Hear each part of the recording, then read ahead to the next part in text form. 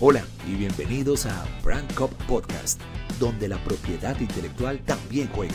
Este es el lugar ideal para emprendedores, empresarios, artistas y creativos.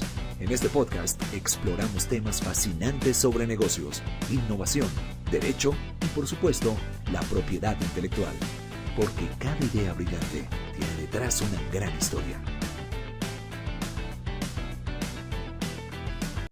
Bienvenidos a este nuevo episodio de Branco Podcast y hoy queremos hablar de inteligencia artificial, lo que es y lo que no es inteligencia artificial. Y para ello he traído a un experto en la materia. Se trata de una persona que aprecio mucho, respeto mucho y también admiro, quien es profesor, pero también trabaja para una gran compañía de tecnología, pero yo quiero que él mismo se presente en este episodio de Branco Podcast, donde hablamos de emprendimiento, innovación, tecnología, propiedad intelectual, temas de protección de datos y pues sin lugar a dudas también es muy importante hablar de inteligencia artificial. ¿Qué tal, doctor Andrés Rengifo? ¿Cómo está? Bienvenido y esta es su casa y cuéntenos un poco quién es usted, qué ha hecho y por qué está hoy metido en este mundo de la inteligencia artificial.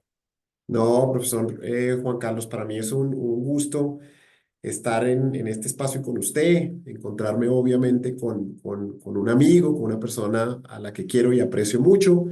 Y qué maravilla que usted, hermano, suscite y genere estos espacios para estas conversaciones tan agradables. Pues Juan Carlos, nada, yo soy abogado de la Universidad Externado de Colombia. Yo desde que tengo uso de razón he estado, sabe, relacionado con los temas de tecnología. Casualmente hoy una persona me preguntaba exactamente lo mismo le contaba yo que mi papá falleció cuando yo estaba muy joven. Yo tenía 9 o 10 años, pero yo incluso alcanzo a tener memoria de ese gusto que sentía mi papá por la tecnología. Mi papá era una persona que siempre tenía estos radios que agarraban las bandas, unas bandas que eran difíciles de alcanzar, de alto alcance, desde la casa. Me acuerdo también una vez que ¿Y compró un teléfono inalámbrico y él salía a la calle y decía, mire que este teléfono me alcanza a agarrar señal 3 o 4 cuadras después de la casa. qué Eh, año más o menos? no, pues imagínense, estamos hablando, yo hoy en día tengo 48 años, yo viví en Ibagué con mi papá cuando yo tenía por ahí unos 6, 7, 8 años. Imagínense, estamos hablando de unos 40, 41 años atrás. Esto ya es tiempo, ya pasan los años. Eh, y obviamente después en la universidad, yo me acuerdo con todo este tema del boom de Internet, también me acuerdo que mi hermano me regaló pues, un primer computador portátil y ese computador portátil pesaba más que la conciencia, pero yo me lo cargaba para todos lados. Y con todos estos fenómenos, yo me acuerdo las primeras preguntas, ¿no? Los dominios y qué tenían que ver los dominios con el tema marcario y todo ese tema de la competencia desleal en el entorno digital, cuando aparecieron estos primeros mecanismos de solución de controversias para signos distintivos y nombres de dominio.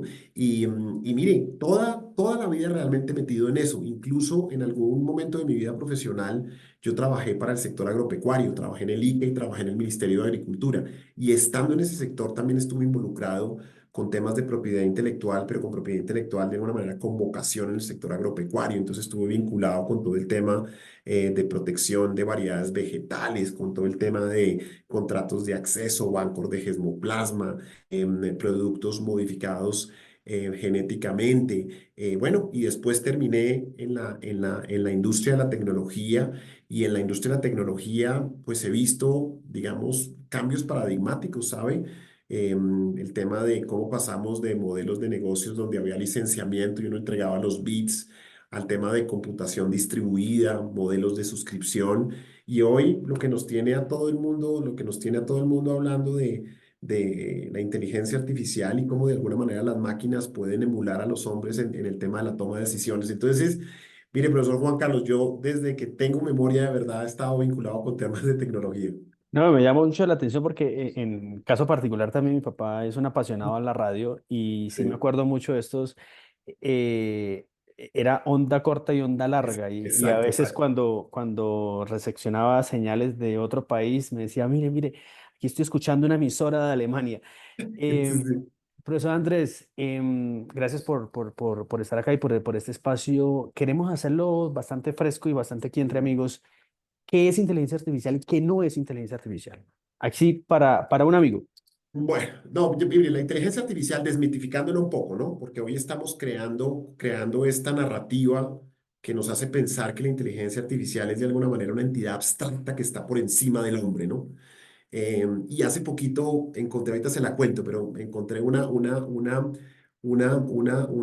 historia, una narrativa que me ayudó a afianzar esa noción. Pero mire, básicamente la inteligencia artificial yo le diría que es una disciplina dentro de las ciencias de la computación que tiene por objeto o por finalidad entender cómo el hombre percibe el mundo a través de los sentidos y a partir de esa percepción y entendimiento de su contexto próximo, toma decisiones. Entonces, hoy de alguna manera la inteligencia artificial es como yo emulo tecnológicamente esos sentidos para ayudarle a las máquinas a tomar decisiones que de alguna manera pueden servir como una herramienta, un instrumento que asistan, digamos, al hombre en su cotidianidad. Pero, digamos, esa es una visión, digamos, objetiva de la inteligencia artificial como una herramienta tecnológica que de alguna manera le facilita al hombre enfrentarse o desarrollar su actividad cotidiana. En este momento, desde el punto de vista legal, retos de propiedad intelectual, retos de datos, ¿cuáles son los más importantes que podamos mencionar? Bueno, no, esa es una de las grandes discusiones hoy en día, profesor Juan Carlos, porque acuérdese que finalmente estas tecnologías de inteligencia artificial, digamos en su versión actual, que es todo este tema digamos ya inteligencia artificial, machine learning y inteligencia artificial generativa, pues necesita grandes volúmenes de información finalmente para tomar decisiones, digamos, a través de modelos estadísticos y modelos probabilísticos de esa data. Entonces, cuando usted consume grandes volúmenes de información, pues dentro de esa información existen diferentes categorías o naturaleza de la información. Entonces, uno de los grandes planteamientos ha sido, bueno, pero entonces los algoritmos están consumiendo información que de alguna manera tiene o está protegida por alguna de las categorías de propiedad intelectual. Hay obras que se han vuelto datos digitales y esos datos digitales finalmente terminan siendo un insumo dentro de la inteligencia artificial. Entonces, claro, digamos, el gran cuestionamiento y la gran inquietud hoy en día es esa, oiga, ¿y qué pasa con todos esos derechos de propiedad intelectual proyectados en obras o creaciones que finalmente terminan siendo consumidos por un algoritmo como parte de su entrenamiento? Y yo le digo, profesor Juan Carlos, que ahí pues la discusión es muy interesante, pero la discusión es muy interesante ¿por qué? Porque nosotros estamos enfrentándonos a una tecnología que, digamos, llega de una manera disruptiva para alterar muchos paradigmas. Y la sociedad hoy está en un momento donde está reescribiendo y replanteando muchas reglas. Entonces, hoy uno, de alguna manera, y eso lo hablamos en algún momento, yo me acuerdo cuando la Corte Suprema de Justicia de los Estados Unidos discutió tecnologías como la del Betamax o cuando discutió el tema de Napster. En esos momentos se decía, oiga, esas tecnologías han sido diseñadas con el único propósito de generar usos infractores. Y resulta que de alguna manera las cortes revisaron esas tecnologías y dijeron, no, estas tecnologías también tienen el potencial de no generar usos infractores y por el contrario generar un bienestar y un uso social.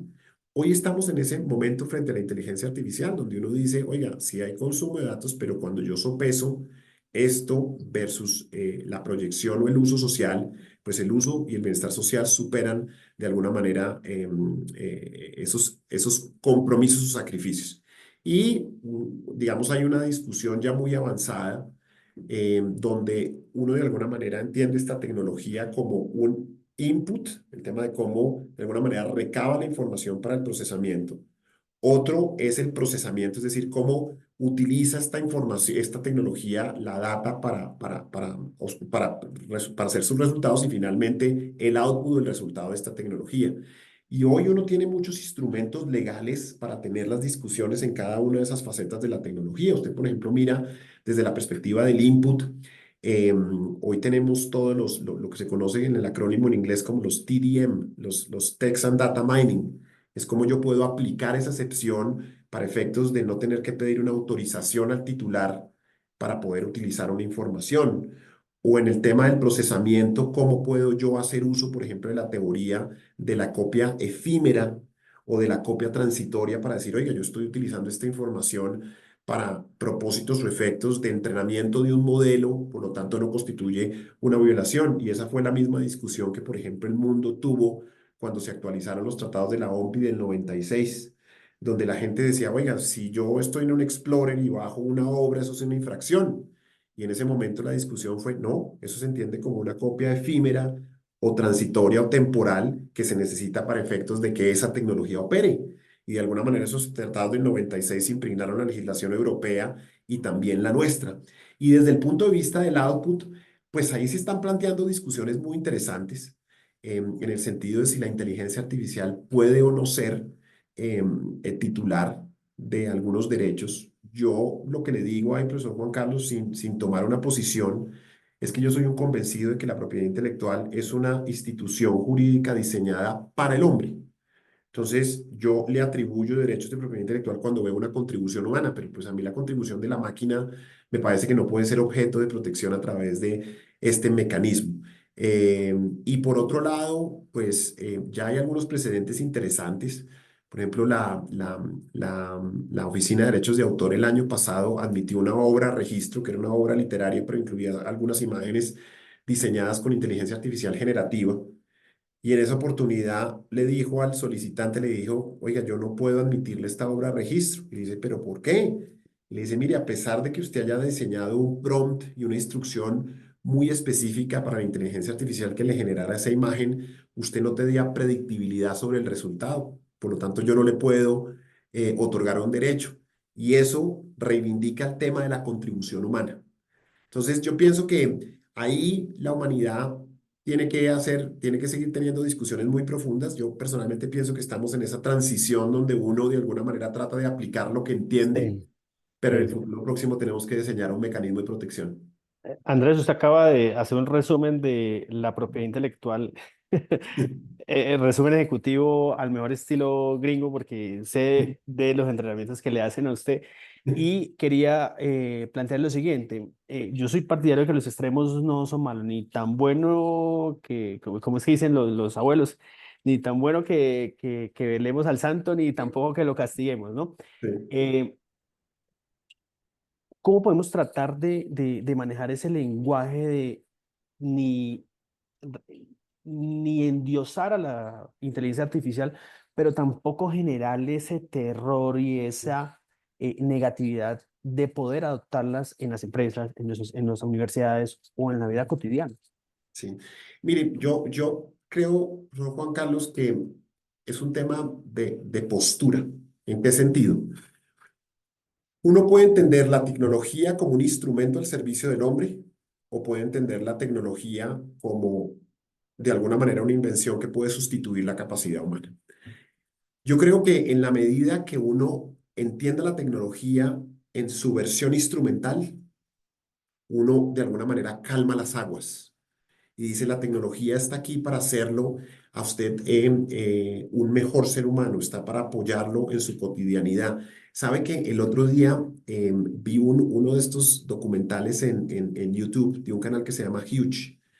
Y hay una persona que cuenta la historia de estos nuevos zapatos deportivos que hoy tienen para atletismo, que tienen, ahora les incluyen una placa de carbono. Y la placa Sí, de carbono hace que reaccionen más y por lo tanto. Y ella hablaba de lo que ha sido la discusión en el mundo deportivo, de todos esos implementos que de alguna manera enhance o mejoran la capacidad atlética. Y un poco, sabe que yo decía, oiga, estas son las mismas preguntas que debería estarse haciendo uno en materia de inteligencia artificial. ¿Cuáles son esas mejoras que pueden ser autorizadas frente al uso de la tecnología? Y yo creo que esos son los grandes debates hoy de la humanidad y de cómo de alguna manera vamos a regular esta tecnología. Y acuérdese que la regulación finalmente suministra esos elementos de confianza que uno necesita para que una tecnología sea propia y para que prospere. Em, Hay un ejemplo en un libro, ya no me acuerdo cómo se llama ese libro, pero cuenta la historia de unos aviones, un avión que viajaba creo que bueno, no va a ser muy preciso, pero haga de cuenta viajaba de Italia a España y otro que salía de España hacia Alemania. y en algún momento esos aviones tienen, digamos, el mismo nivel de altitud y la torre de control llama al avión del piloto B y le dice, por favor, descienda. Y resulta que los aviones hoy en día están equipados con un sistema de coalición, pero resulta que el sistema de coalición automático le dice al mismo piloto B no que descienda, sino que ascienda. Y el piloto no le hace caso al sistema de coalición automático, sino al controlador de vuelo. Y los dos aviones colisionan y mueren 300 personas. Entonces uno dice, bueno, si hubiera seguido la decisión de la máquina, no hubiera sacrificado 300 vidas. Pero ¿qué necesitamos desde una perspectiva social para que ese piloto hubiera confiado en la instrucción que le daba a una máquina? Entonces, hoy usted se da cuenta, profesor Juan Carlos, que lo que está haciendo la humanidad de alguna manera es ver dentro de ese universo de decisiones cuáles decisiones puede delegar a una máquina y cuáles otras decisiones no puede delegar. Y yo creo, y aquí voy a ser un poquito filosófico, pero hay una decisión que para mí es indelegable y esa decisión es la del destino del hombre, la del destino de la humanidad. Finalmente, el hombre es el que define para dónde va a ir y usted utiliza la tecnología para eso. Y hoy, mire, la tecnología, el profesor Juan Carlos nos pone en un momento como nunca antes. Hoy, ante los grandes retos que tenemos como humanidad, la tecnología de alguna manera se nos presenta como un factor que nos permite soñar con las soluciones de esos grandes retos.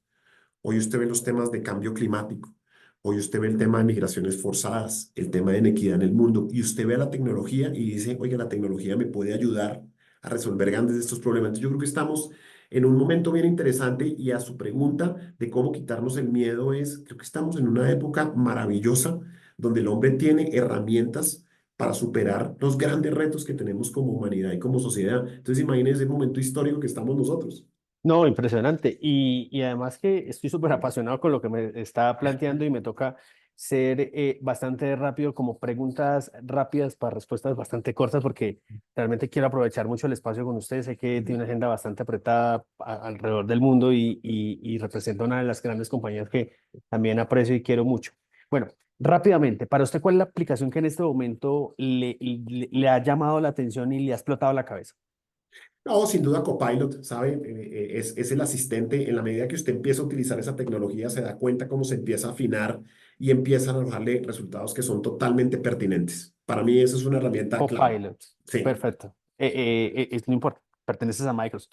sí. Eh, segundo, ¿cuáles serían los sectores en los cuales a usted le gustaría impactar en los próximos 10 años con inteligencia artificial y que hoy en día no están siendo impactados?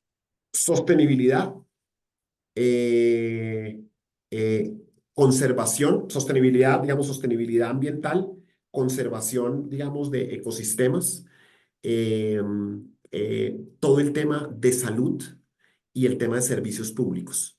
Yo creo que esas son tres áreas donde podemos generar grandes hitos. Y la última, el tema de salud.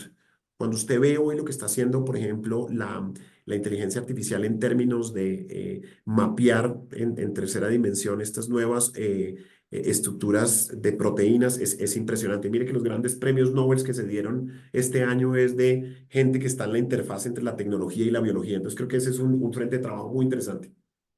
¿La inteligencia artificial está impactando la creatividad, sí o no? Sí, la está impactando y le voy a decir cuál es la gran discusión para mí. Si realmente la inteligencia artificial lo que está haciendo es alterando el mérito de la creación. ¿Por qué? Porque nosotros tenemos la idea de la creación como algo que amerita un esfuerzo, una contribución humana, una contribución del autor. Pero resulta que hoy la inteligencia artificial se nos presenta como un instrumento que de alguna manera acelera la generación de contenidos. Entonces la gran pregunta es, ¿el impacto se está traduciendo en que hoy la creatividad no necesita ese gran contenido de esfuerzo creativo, sino que eventualmente se puede simplificar? Y creo que ahí está el impacto. El impacto en los datos es real, a veces tiene mucho humo negro y cómo uno como usuario puede proteger sus datos personales. No, claro, ahí hay un impacto importante, pero yo lo que le digo, una cosa muy importante, profesor Juan Carlos, es los principios que conocemos en la administración de datos, todo el tema de la privacidad, la titularidad del dato, la protección, no tienen por qué sacrificarse en un mundo de inteligencia artificial. usted esos mismos principios los puede llevar al mundo de la inteligencia artificial. Usted puede aplicar tecnologías de criptografía homomórfica, usted puede anonimizar los datos, usted puede tener trazabilidad de los datos. Entonces, no creo que el hecho de que hoy estemos en un contexto de inteligencia artificial implique sacrificar los principios de protección de datos. ¿Cómo se ha intentado regular? ¿Vamos bien? ¿Considera que se puede hacer mejor? ¿Propone de pronto un marco global? ¿Cómo le parece desde el punto de vista regulatorio? No, yo creo que, mire, esto es una moda, profesor Juan Carlos. Todo el mundo está hablando del tema de regulación. Yo creo que hay trabajos importantes. A mí digamos, me gusta mucho el tema de regulaciones basadas en el riesgo, cuando usted básicamente establece los controles dependiendo del riesgo que tiene la tecnología. Desde esa perspectiva, creo que la legislación europea ha hecho una muy buena aproximación. El tema de la adopción de principios a nivel general, como esos cuerpos que de alguna manera le ayudan a interpretar toda la postura, la aproximación a la tecnología, me parecen importantes. Y yo soy un convencido de que esta es una tecnología que amerita una regulación. Le voy a hacer una pregunta de algo que me enteré hace poco y Ujú, me llamó, y también me llamó mucho la atención. Le estaba leyendo al CEO de un banco donde ujú. decía tratar bien al algoritmo, trátelo bien. ¿Usted cree que eso de pronto sí influye o no influye en los inputs que uno hace Pues en la quiere interacción? que le diga una cosa, Juan Carlos, mire que así como le hablo yo a usted, yo le hablo al algoritmo. Yo, por ejemplo, le pido favores. Yo le digo al algoritmo, oiga, ayúdeme por favor a redactar este párrafo, ayúdeme con 3 ideas y de alguna manera estos algoritmos responden a ese tono. Entonces ellos le responden de la misma manera, de alguna manera usted va afinando la interacción con el algoritmo. Entonces, sí, eventualmente reaccionan a ese tratamiento. En estos momentos que tenemos el avance tecnológico, de pronto lo hablamos mucho desde nuestras comodidades de las casas, Sí. de pronto los que tenemos acceso a un computador, a una conexión a Internet. ¿Cuál es el reto más importante en estos momentos de la inteligencia artificial frente a las realidades de países de América Latina como Colombia, Brasil, Argentina? Mire, que usted toma un punto muy interesante, profesor Juan Carlos, aquí sí me va a tener que dar más de 30 segundos, ¿vale? Pero el tema Tranquilo. es, mire, esta tecnología, y creo que en algún momento también lo hablamos, hoy estamos hablando de inteligencia artificial, estamos experimentando porque concurrieron 3 factores. Uno es la computación distribuida, que es todo el tema del cloud, de la infraestructura crítica de esta tecnología. Lo otro es que hoy no solo podemos recabar muchos datos, sino que podemos hacer sentido de esos datos. Y otro es, hoy tenemos algoritmos muy robustos. El hecho de que concurran esas 3 variables hacen que el mundo pueda experimentar esta tecnología. Ahora, esta es la tecnología que desde el punto de vista de su disponibilidad ha sido la tecnología más democrática del mundo. Usted acuérdese que cuando nosotros liberábamos una versión de Windows, el Windows demoraba, se lanzaba en Estados Unidos y demoraba en llegar a Colombia. No, aquí no. Aquí la tecnología estuvo disponible para todo el mundo en el momento que se lanzó. De hecho, cuando uno habla en términos de adopción, usted, por ejemplo, ve que una herramienta, una aplicación como Uber le tomó a la humanidad 70 semanas para llegar a los 100 millones de usuarios. Una herramienta como ChatGPT le tomó 3 semanas. ¿Eso qué quiere decir? Que ya existe una infraestructura para que esa tecnología esté disponible para el mundo general. Y mire, cuando usted incluso piensa en esos sectores bastante aislados, sectores rurales, hoy en día hay alternativas. Piensa en todo ese tema de conectividad a Internet a través de los white spaces, de estos segmentos del espectro que no necesitan de licenciamiento para poder conectar a la gente. Piense que estos modelos, hoy tenemos modelos fundacionales que necesitan grande infraestructura para operar, pero también tenemos una cosa que se llaman los SMLs, que son los pequeños modelos de inteligencia artificial. Esos modelos hoy corren sin necesidad de estar en Internet en un dispositivo móvil. Entonces, esta es una tecnología que está pensada de una manera más democrática que otras tecnologías. Y veo unos ejemplos bellísimos de cómo a nivel rural y a nivel remoto la gente ha empezado a utilizar esta tecnología. Cuando me senté a preparar esta entrevista, me hice un compromiso a no preguntarle lo típico que le preguntan en todos los sitios y porque pues si lo quieren oír, lo escuchan en cualquier escenario académico y ahí van a resolver sus dudas. Yo le quiero hacer preguntas más sacadas de contexto. Sí. Usted, me imagino que es lector empedernido, ha leído novelas, películas. ¿Usted cree que una inteligencia artificial hoy haría una película o una novela de esas que usted se ha leído mejor que las que ha leído o las que ha visto? En este momento no. En este momento no, Juan Carlos. Y además eso también tiene que ver con una relación personal con el objeto. Acuérdese que la experiencia proviene de que a usted le gusta abrir un libro, subrayarlo o leer el libro, pasar las hojas. Yo creo que la inteligencia artificial está lejos de poder emular de manera íntegra esa experiencia, ese sentimiento. Ahora, también debo reconocerle una cosa, lo que antes era ficción, hoy es realidad.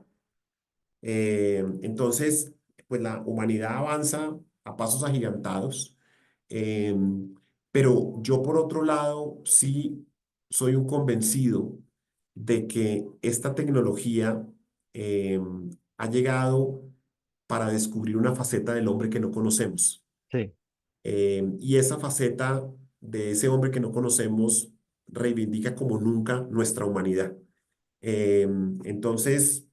Yo sigo teniendo una visión muy positiva de esta tecnología y le diría que a este momento yo no veo que la tecnología tenga la capacidad de emular íntegramente una obra y generar esa Sí. sensación y esa experiencia en el ser humano.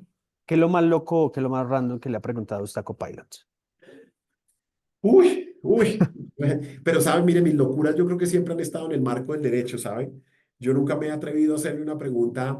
Yo creo que eso es precisamente digamos, como la necesidad de utilizarlo en un instrumento en mi trabajo. Pero preguntas rebuscadas, ¿sabe? Cuando a veces llega un tema jurídico complejo en el que usted no tiene una respuesta inmediata, yo a veces lo consulto a Copilot porque me da ideas. No necesariamente me va a arrojar la verdad, pero me bota ideas. Me dice, mire, esto vi que en esta fuente esto se solucionó de esta manera. Hay una experiencia en tal parte que me dice esto. Entonces yo creo que, ¿sabe? Problemas jurídicos que me plantean sobre los que no tengo ni por dónde, la idea de por dónde comenzar, se los pregunta a Copilot y me ayuda mucho. La otra vez también lo escuché a usted en una conferencia y pues no vamos a repetirlo en la conferencia para no hacerle spoiler de las conferencias, pero a veces la gente dice, no, yo no utilizo inteligencia artificial, no, yo no utilizo ChatGPT, yo no utilizo Copilot. De pronto en ese descubrimiento, en ese estudio que usted ha hecho de inteligencia artificial y usted dice, venga, pero usted día a día la utiliza, usted no se ha dado cuenta que la utiliza, de pronto en qué situación de la vida cotidiana uno la está utilizando y a veces uno ni se da cuenta que la está utilizando. Ah, bueno, hay muchos, sabe, muchos ejemplos, profe. Usted mira temas tan sencillos como cuando usted utiliza aplicaciones de contenido de entretenimiento, la manera como el proveedor le selecciona a usted las películas o los documentales que le está sugiriendo, o cuando usted interactúa con una herramienta en su celular, concretamente un WhatsApp, la manera como le complementa la frase, le complementa la palabra, le ayuda con la puntuación. Todo eso es inteligencia artificial. Es básicamente un asistente que le está ayudando a usted de alguna manera a complementarlo en algunas de sus actividades cotidianas. En todo sentido, ¿sabe? Cuando usted también consulta su correo electrónico. Sí. Por ejemplo, cuando usted entra a servicios de correo electrónico a raíz de todo este tema de spam. Hoy se utiliza inteligencia artificial para que el spam no le llegue a su casillero principal de correo, sino que llegue a la carpeta de spam. Hoy utilizamos la inteligencia artificial de manera cotidiana. Sí, le voy a hacer también preguntas sacadas de Sí. contexto. Esta viene formulada por mi señora madre, doña Nancy. Un día estábamos en Sí. la casa y nosotros utilizamos un asistente en la Ajá. casa y Sí. dice, pero usted ¿por qué le pregunta tanto al asistente? ¿Ella no se cansa? ¿Una Sí. inteligencia artificial se llegaría a abrumar o a cansar de tantas preguntas de una persona? No, en teoría no, pero acordémonos de una cosa. Acuérdense que esta tecnología necesita de grandes capacidades computacionales para producir resultados. Entonces, cuando uno piensa en la infraestructura crítica que alimenta esta tecnología, pues es una infraestructura crítica que está consumiendo energía, que está consumiendo recursos. Hoy en día, obviamente, la tecnología está pensada en cómo eficientar todo ese consumo de recursos, pero uno podía pensar que todas estas preguntas y esa carga, digamos, de manera ociosa, la tecnología finalmente termina traduciéndose en un costo a la infraestructura de la operación de la tecnología en general. Acuérdese, Juanca, yo no sé si usted recuerda cuando se empezaron a lanzar estos primeros modelos, el ChatGPT en su versión 3.5, a uno le daban un uso limitado de prompts. ¿Se acuerdan? No le Sí, decían, sí, sí. había un momento que se bloqueaba. ¿Por qué? Porque en ese momento estaban tratando de alguna manera de predecir el volumen de uso de la tecnología. Entonces uno tenía que entender a partir de esas preguntas cuánta capacidad instalada necesitaba, la capacidad de computación. Y mire lo que está pasando hoy en el mundo. Hoy en el mundo, digamos, la gran discusión es el tema de los chips que son necesarios para esta tecnología, el costo de la infraestructura. Hoy, de hecho, los fabricantes de esta tecnología ya no son fabricantes de algoritmos y de software. Son empresas que hacen cables, conectan ciudades, llegan a negociar energía con estados en su integridad. Hoy estamos hablando de otra economía. Y eso, digamos, mire esa pregunta tan básica que nos hace su señora madre Nancy, pero es para entender que detrás de esta tecnología Claro, es una infraestructura. no, oye, y tenía ese fondo porque hace una semana había COP16 y hay toda esta Sí, conversación y claro, uno dice, bueno, pero ¿de dónde sale tanto funcionamiento? Para sí. ir cerrando el tema de inteligencia artificial y meternos un poco más al tema personal, profesor Andrés, ¿usted qué le recomendaría hoy a un abogado? Ujú. Si ve al Andrés Regifo de hace 25 años, no digamos que 40, hace 25 años, ¿usted qué le recomendaría hoy para no volverse obsoleto en este cambio tecnológico que estamos viviendo? No, profesor Juan Carlos, sin duda hay una recomendación que yo nunca voy a dejar de dar y es esa postura permanente de aprendizaje. Uno no puede dejar de aprender en la vida. Hay un término en inglés que pienso que lo define todo, que nosotros somos newbies. Newbies en el sentido de que hoy estamos en un contexto donde así usted crea que maneja una tecnología, esa tecnología el otro día es diferente. Usted se lee un libro hoy y mañana sale otro libro que dice totalmente una cosa diferente y es un progreso y una evolución. Pero uno no puede dejar de estudiar, esa es la postura, es una postura ante la vida. Uno no se debe cansar de estudiar, debe encontrar mucho estímulo en el aprendizaje. Y lo otro es la inteligencia artificial, y esta es una medio frase de cajón Sí, ya, pero la inteligencia artificial no va a reemplazar al ser humano, o en este caso al abogado, sino que va a reemplazar al abogado que no use la inteligencia artificial, que de uf, alguna manera no apropie esa tecnología para eficientar o para mejorar sus prácticas como abogado, que se vuelva más eficiente en términos de cómo escribe un memorial, cómo emite un concepto, cómo lo utiliza para su gestión permanente, porque acuérdese una cosa, profesor Juan Carlos, al final la visión ideal de toda esta tecnología es que usted de alguna manera esta tecnología la ponga a trabajar al servicio suyo y le libere tiempo. Le libere sí. tiempo para que pueda pensar, para que pueda tener más tiempo con su familia, para que se pueda dedicar a otras cosas. Entonces, yo creo que esos son los dos grandes consejos, ese anhelo y esa postura permanente de aprendizaje, y la otra es involucrarse con estas herramientas y aprender a utilizarlas. El reto es tratar de suplir lo operativo del Exacto. abogado. Sí, Sí, por ejemplo, los dos somos de PI, ¿no? Pero, por sí, ejemplo, el análisis de las gacetas hace 20 años, ¿cómo era? De las sí. marcas, por ejemplo, ¿sí? Sí, Hoy un algoritmo lo hace en 20 segundos. así es. Andrés, un libro hard skill y un libro soft skill como para apropiarse del tema de inteligencia artificial. Bueno, mire, no, hay un libro que yo hice un jump sustancial cuando leí ese libro.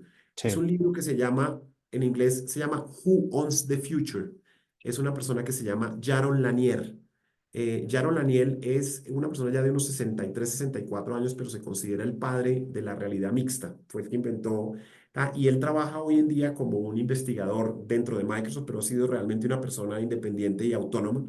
Pero ese para mí es un libro clave. Who Owns the Future? Who Owns the Future? Y en temas de inteligencia artificial, ¿sabe? Hay un libro que a mí, y espero les voy a dar el nombre concreto de ese libro, pero ese ejemplo que le di del avión, el avión, sí, donde se estrellan los dos aviones, lo saqué de ese libro, a mí me impactó mucho porque es un libro que de alguna manera habla de la inteligencia artificial como un fenómeno social y cómo sí. finalmente termina diciendo que la inteligencia artificial es el reflejo en su regulación de toda esta cotidianidad y entramada social. Entonces, a mí ese libro me encantó, me abrió muchísimo la cabeza, y pienso que es un libro que se puede digerir de una manera muy fácil, pero se me olvidó, se llama como bueno, si usted me deja, yo me acuerdo aquí mientras Sí, hablamos, en cualquier momento lo menciono. ahorita lo Sí, buscamos. Una película o una serie para verse. Ah, no. Mire, yo soy un apasionado de Matrix. Las cuatro películas de alguna manera también han definido mi pasión por la tecnología. Eh, y de alguna manera me llevan mucho a los libros que inspiraron esas películas. Por ejemplo, el tema de Out of Control, que es un libro que escribió el que durante muchos años fue el director ejecutivo de la revista Wired, que también se la recomiendo mucho. Esa persona se llama, hoy estoy, mano, la memoria mía está tal, pero se llama Out of Control, la relación entre los hombres y las máquinas. Esas cuatro películas para mí son muy poderosas. Y sabe que un tema que me ha encantado mucho es, Bill Gates tiene dos series en Netflix. Sí. Una primera que sacaron hace como un año, 2 años, que son 3 capítulos, y otra que acaban de sacar, que son 5, que trata problemáticas. Entonces, el tema de la inequidad, la pobreza, la sostenibilidad, me parece que son contenidos que vale la pena ver. Andrés, ya entrando aquí al ámbito personal, Sí, usted lo pone a estudiar propiedad intelectual, ¿volvería a escogerlo? sí, sí, sí. Sabe, yo siempre he pensado, eh, mire, esto lo escribí en algún momento en un artículo de patentes. Dije que la propiedad intelectual era una institución aparentemente compleja, pero esencialmente humana. Yo pienso que la propiedad intelectual es el reflejo de esas, digamos, como esas aspiraciones ideales del hombre en términos de creación, innovación y protección adecuada. Me parece que es una institución además que ha sido flexible frente a los permanentes cambios sociales, y lo volvería a hacer. Y lo volvería a hacer sobre todo, yo debo confesar una cosa, hay una faceta que a mí me fascina en la propiedad intelectual y es la faceta relacionada con la tecnología. Entonces, yo lo volvería a hacer, yo lo volvería a hacer. Yo creo que la tecnología y la propiedad intelectual para mí han sido ese motor de esa idea de un constante aprendizaje, ¿sabes? Son dos disciplinas muy dinámicas en su contenido, en su alcance, y en su evolución.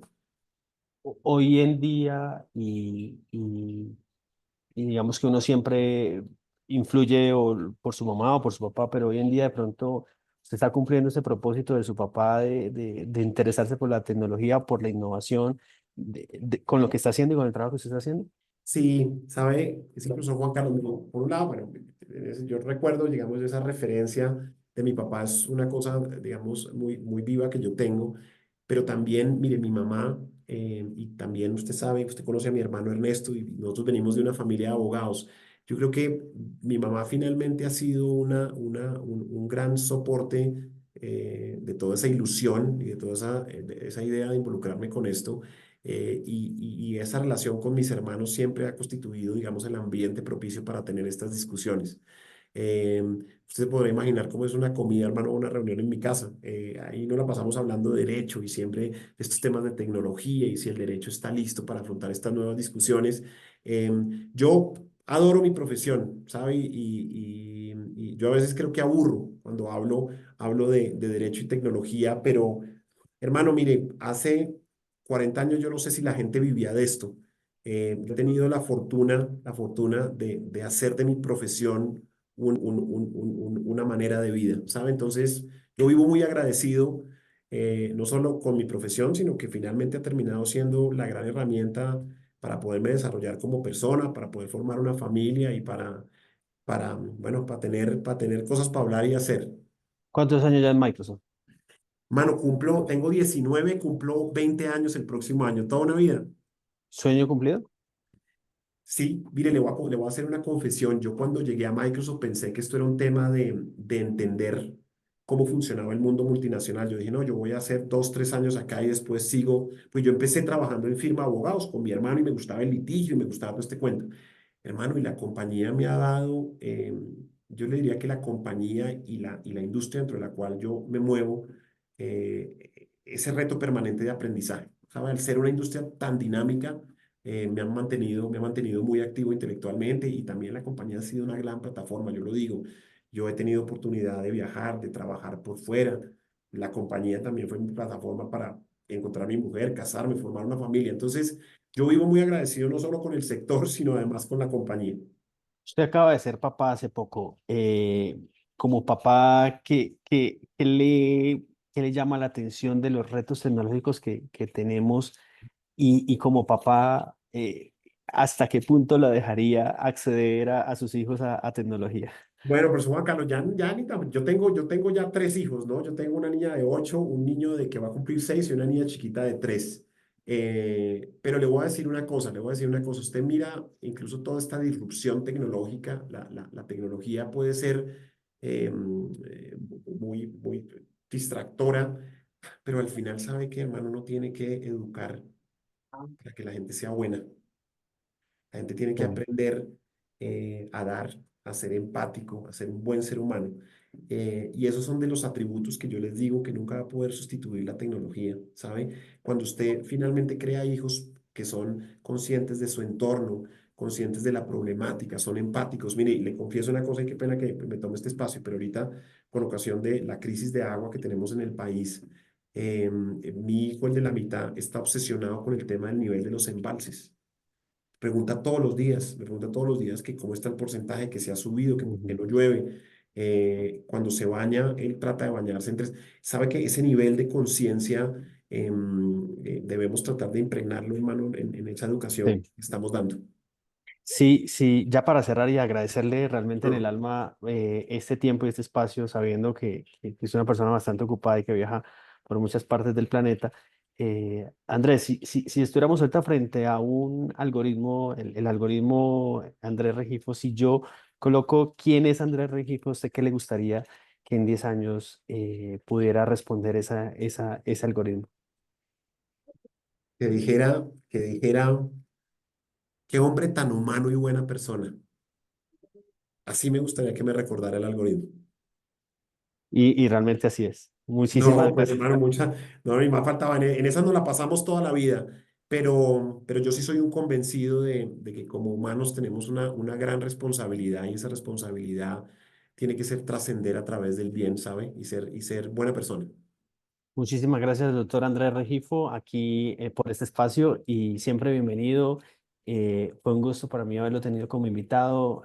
Seguiremos compartiendo algunos espacios académicos donde nos encontramos y que siga creciendo como profesional, pero sobre todo le quiero destacar como persona. Usted siempre, cuando nos encontramos, pregunta por mi familia, por mi hijo y creo que eso demuestra más la calidad de ser humano que es usted que todo ese gran profesional que es. Así que muchas gracias. No, profesor Juan Carlos, al contrario, muchas gracias a usted por este espacio, por dedicarme este tiempo, por ofrecerme esta plataforma para tener esta conversación tan agradable. Hermano, y yo también lo aprecio, le reconozco mucho todo el trabajo, además usted es un profesional también muy brillante, muy comprometido, y hermano, y qué maravilla que esté generando usted estos espacios de diálogo, lo felicito.